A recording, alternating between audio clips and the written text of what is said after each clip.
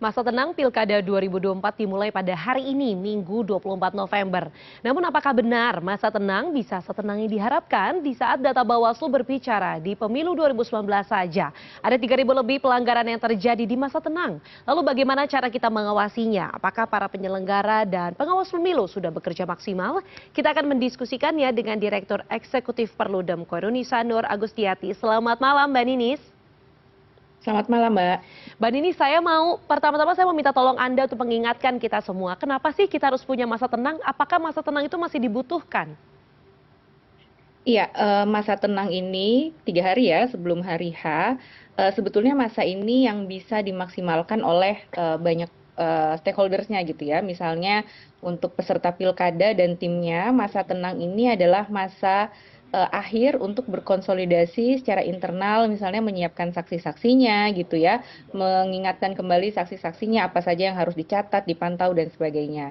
Nah, bagi para pemilih, ini adalah waktunya kita untuk menimbang-nimbang kembali nih, di sisa-sisa hari-hari terakhir ini siapa yang mau kita pilih, rekam jejaknya gitu ya, visi misinya. Kita masih punya waktu sebelum nanti tanggal 27 November memutuskan mau memilih yang mana. Nah, bagi penyelenggara pemilu, sebetulnya masa tenang ini ya betul-betul digunakan memastikan bahwa sebelum hari H itu tidak ada lagi pelanggaran-pelanggaran gitu ya. Tadi misalnya disebutkan politik uang gitu ya, disebarkan hoax dan sebagainya. Termasuk juga kalau pengawas pemilu, mereka punya tugas untuk membersihkan jalan-jalan misalnya dari APK-APK yang kemarin dipasang oleh para tim kampanye gitu. Jadi masa tenang ini ya kalau dibandingkan dengan negara lain, ada juga negara yang tidak punya masa tenang gitu ya. Tapi kan di undang-undang kita nih diatur bahwa ada 3 hari menuju hari H itu 3 hari masa tenang yang seharusnya betul-betul jadi masa tenang gitu ya. Jangan sampai masa tenang jadi masa yang tidak tenang. Oke, kalau tadi melihat bahwa ini ada dampaknya begitu ya, entah itu bagi penyelenggara, bagi peserta, ataupun bagi kita sebagai pemilih. Tapi sebenarnya apa aja sih Mbak celah pelanggaran yang kerap terjadi di masa tenang ini? Apakah memang hanya serta-merta politik uang saja, atau justru ada pelanggaran-pelanggaran lainnya yang harus kita dalam tanda kutip kita waspadai? Iya, yang perlu diwaspadai tentu soal masifnya politik uang ya, karena menurut saya juga catatannya Bawaslu, politik uang ini masih menjadi mungkin 3 besarnya pelanggaran yang sering sekali muncul baik itu di pemilu dan pilkada, dan memang di masa-masa inilah gitu ya yang biasanya masif dilakukan. Jadi misalnya membagi-bagikan, dan pengawas pemilu saya rasa juga jangan konvensional lagi gitu ya, karena modus politik uang ini kan sekarang sudah berkembang. Mulai dari yang prabayar, orang mengistilahkan, ada juga yang pasca bayar. Bentuknya mungkin juga nggak lagi pakai uang tunai, tapi sekarang banyak sekali model-model uang digital gitu ya. Nah, ini yang juga harus diantisipasi oleh pengawas pemilu. Nah, selain itu tadi media sosial ya, media sosial ini juga cukup signifikan karena tadi bagi tim kampanye mungkin mereka paham gitu ya bahwa di masa 3 hari ini udah nggak boleh lagi tuh melakukan kampanye di media sosial, sosialisasi dan sebagainya. Tapi ruang media sosial ini kan ruang yang bebas ya. Masih ada saja gitu ya, misalnya bukan tim-tim resmi yang mengkampanyekan gitu ya, atau misalnya menyebarkan hoax lawan politiknya dan sebagainya. Ini juga perlu diantisipasi oleh pengawas pemilu. Jadi cara pandangnya nggak bisa lagi textbook saja, karena kalau di Undang-Undang Pilkada itu memang nggak diatur secara spesifik bagaimana pengawasan di media sosial. Nah, sehingga pengawas pemilu harus bisa lebih progresif lagi gitu ya, memantau, memastikan 3 hari sebelum hari H ini betul-betul kondusif, tidak ada masalah gitu ya, tidak ada pelanggaran, termasuk juga tadi ya memastikan bahwa alat peraga kampanye yang ada di jalan-jalan ini juga harus segera diturunkan gitu, Mbak. Oke, ini kan hari ini sudah memasuki masa tenang ya Mbak Ninis ya. Ini sudah berapa belas jam lah. Ini menurut analisa Perludem, apakah memang Bawaslu saat ini dengan sumber daya yang tersedia ini meskipun aturannya belum ada begitu ya soal pengawasan di ruang media sosial, itu apakah Bawaslu sudah aware Mbak soal hal-hal seperti itu? Atau sebenarnya masih ada hal-hal yang kurang begitu menurut analisa Anda?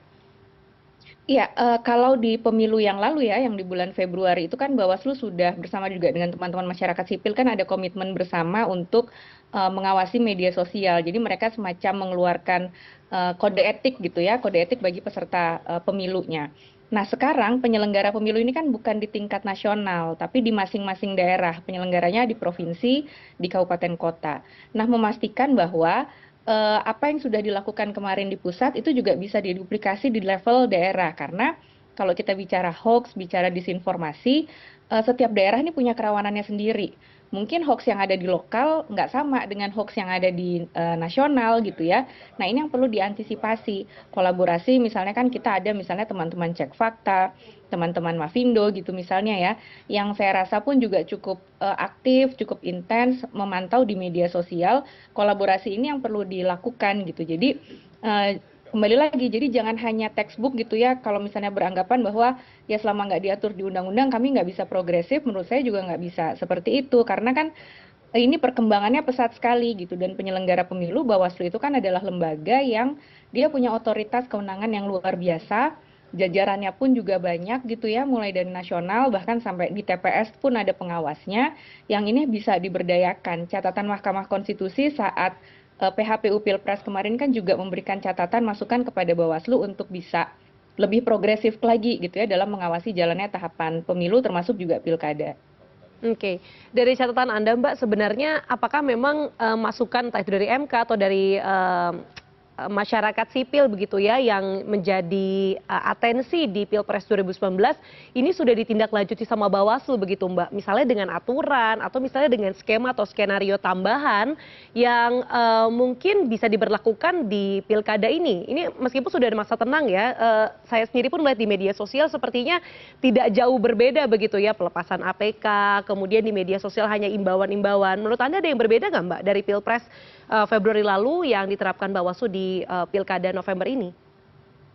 Nah, cara pandang pengawas pemilu yang misalnya tadi ya saat pengantar kan ada catatan gitu ya, memaknai kampanye itu sendiri seperti apa. Kan tadi di masa tenang ini udah nggak boleh lagi ada yang namanya aktivitas kampanye. Nah, aktivitas kampanye ini pun juga jangan hanya dimaknai secara sempit gitu ya. Karena gini, kalau di undang-undang itu kan definisi kampanye itu misalnya dia harus menyampaikan visi misinya, programnya, citra dirinya, ajakan gitu ya, misalnya ayo pilih saya gitu. Nah, Bawaslu tuh terkadang menilai yang namanya kampanye tuh semuanya harus ada gitu ya, menyampaikan visi misi, ajakan, citra diri dan sebagainya. Nah, sehingga ketika misalnya di ruang-ruang publik gitu ya, ada yang menampilkan fotonya saja gitu ya, tapi dalam foto itu nggak ada ajakan misalnya ayo pilih saya, itu dianggap oh ini nggak komplit nih unsurnya karena nggak ada dia nggak menyampaikan visi misi program dan sebagainya. Nah cara pandang ini yang harus diubah gitu ya sehingga kalau misalnya di masa tenang ini masih ada yang kan istilahnya kadang-kadang suka dibedakan tuh. Oh ini bukan kampanye tapi itu sosialisasi saja ya kalau dia mencitrakan dirinya ya pasti intensinya kan agar orang akan memilih dia gitu. Nah cara pandang ini yang masih belum berubah saya melihat dari Bawaslu gitu ya karena laporan-laporan yang ada di yang disampaikan ke masyarakat kepada Bawaslu tuh dianggap ya tadi nggak lengkap nih unsurnya gitu. Atau misalnya ketika ada laporan yang baru-baru ini ya misalnya endorsement lewat video gitu ya atau misalnya menggunakan fasilitas-fasilitas negara yang dianggap bahwa oh itu nggak melakukan pelanggaran gitu ya karena misalnya dilakukannya di hari libur. Nah ini kan artinya dia belum bisa progresif gitu loh menafsirkan gitu ya atau perspektifnya untuk betul-betul menjaga ruang kompetisinya setara antara satu peserta dengan peserta yang lainnya. Nah ini yang menjadi catatan karena kalau enggak ya berulang lagi saja gitu ya kan sayang sekali karena Bawaslu ini mengalami transformasi kelembagaan sampai dia punya kewenangan yang luar biasa besar gitu ya sampai hari ini sehingga sayang kalau itu nggak dimanfaatkan oleh para personel-personel yang ada di Bawaslu. Oke, saya nanti mau tanya-tanya sama Mbak Ninis soal salah satu potensi pelanggaran yang paling besar tadi yang Mbak Ninis bilang soal politik uang, tapi ditahan dulu, usai jeda, kita harus jeda dulu, tetaplah bersama di Pilihan Indonesia.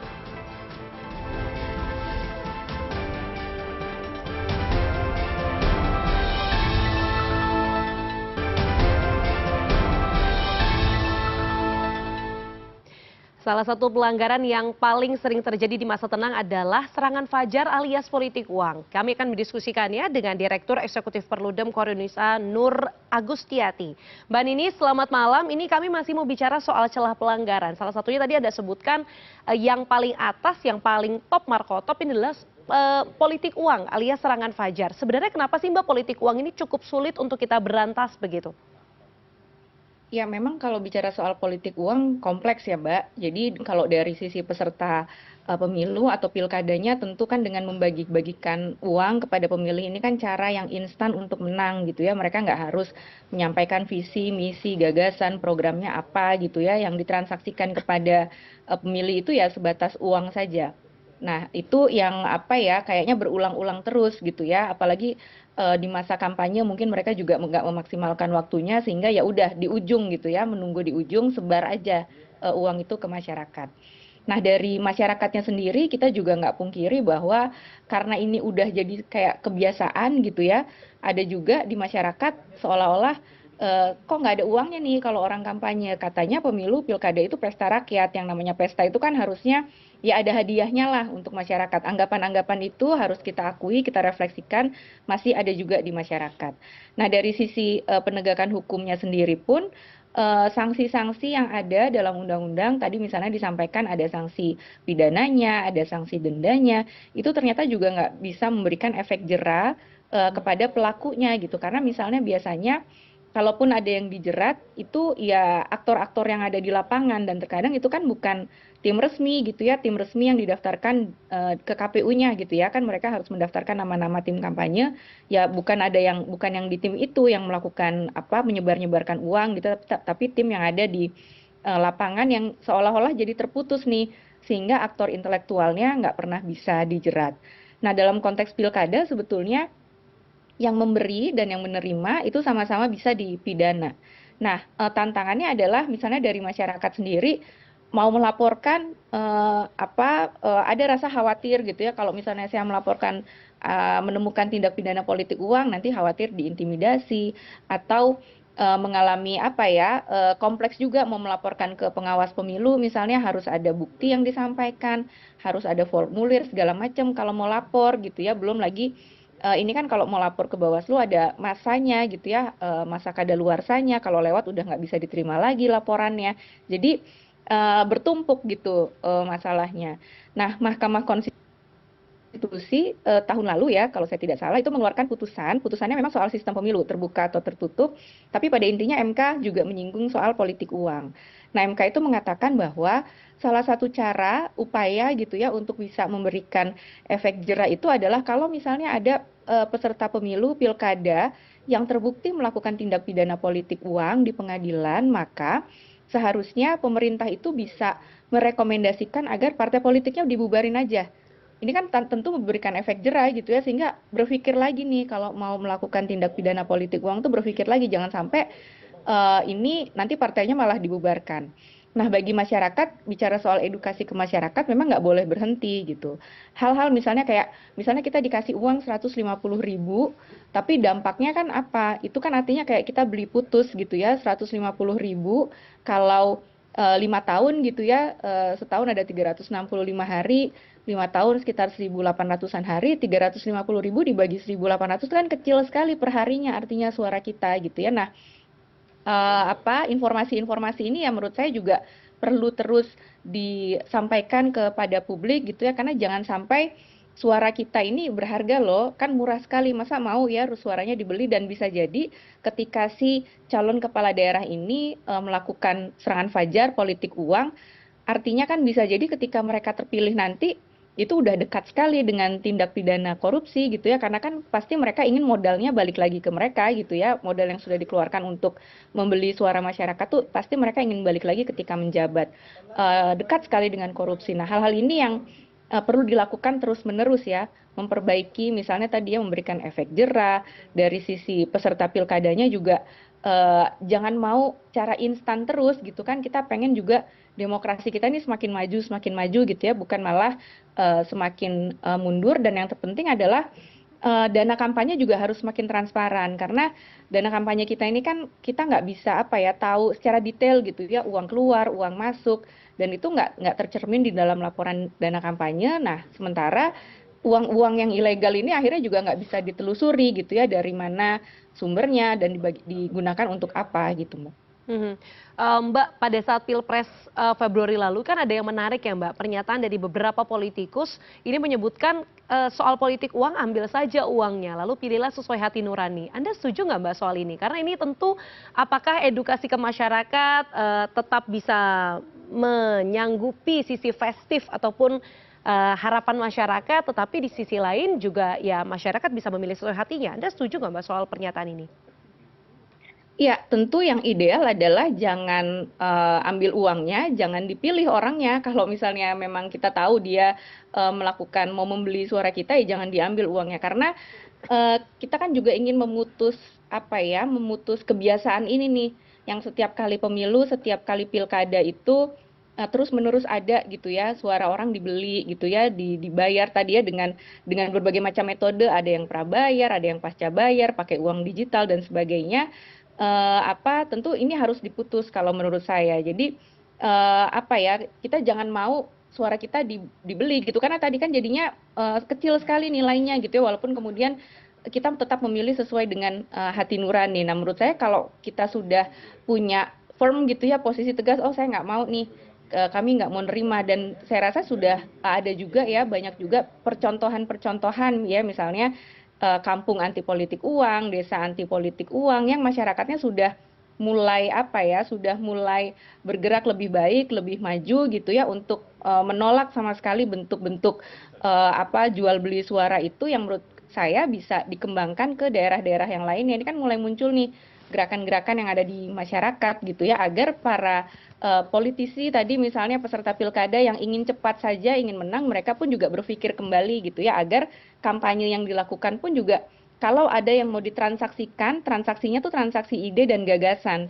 bukan mentransaksikan, suara dengan uang dengan suaranya masyarakat, Mbak. Oke, terakhir Mbak Ninis, saya mau tanya ke Anda soal gimana sih Mbak cara realistisnya apabila misalnya dalam masa tenang ini masyarakat itu menerima uang dalam bentuk apapun, misalnya ada yang dalam bentuk kartu elektronik lah atau mungkin panci kemudian berisi barang-barang dan lain sebagainya. Ini cara realistisnya untuk melaporkankah atau mungkin justru langsung menolakkah? Seperti apa ya Mbak cara baiknya untuk bisa masyarakat secara perlahan berlatih untuk tidak menerima serangan fajar ataupun politik uang ataupun celah pelanggaran lainnya di masa tenang ini?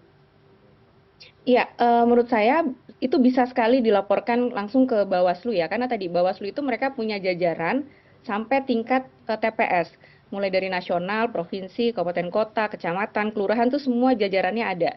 Segera dilaporkan. Nah, kalau memang kemudian, masyarakat sudah melaporkan, tentu saya bisa memahami juga kalau misalnya masyarakat ada kekhawatiran, "Oh, nanti saya diintimidasi nih kalau lapor." Nah, Bawaslu itu kan sebetulnya nggak pasif ya, nggak hanya menunggu laporan dari masyarakat. Nah, apa yang dilaporkan oleh masyarakat ini menurut saya bisa jadi background oleh, Bawaslu untuk kemudian jadi temuannya Bawaslu. Jadi ketika sudah ada laporan, Bawaslunya yang kemudian bergerak agar ini kemudian jadi temuan Bawaslu dan Bawaslunya yang kemudian, menindaklanjuti gitu ya, dibawalah ke misalnya ke tindak pidana politik uang. Jadi itu menurut saya langkah-langkah yang, bisa dilakukan oleh, publik ya, di masa-masa 3 hari ini menuju, hari H tanggal 27 nanti, itu bisa segera dilaporkan. Atau kalau sekarang kan cara-cara yang gampang dilakukan masyarakat, ya di-upload saja ke media sosial gitu ya, kan sekarang kita, sering sekali dengar misalnya no viral, no justice gitu ya. Di media sosial kan cepat sekali nih, ketika udah tersebar di medsos, tentu dengan niatan jangan menyebar hoax ya, itu harus betul misalnya jelas ada yang memberikannya gitu ya, ada lokasinya di mana dan sebagainya.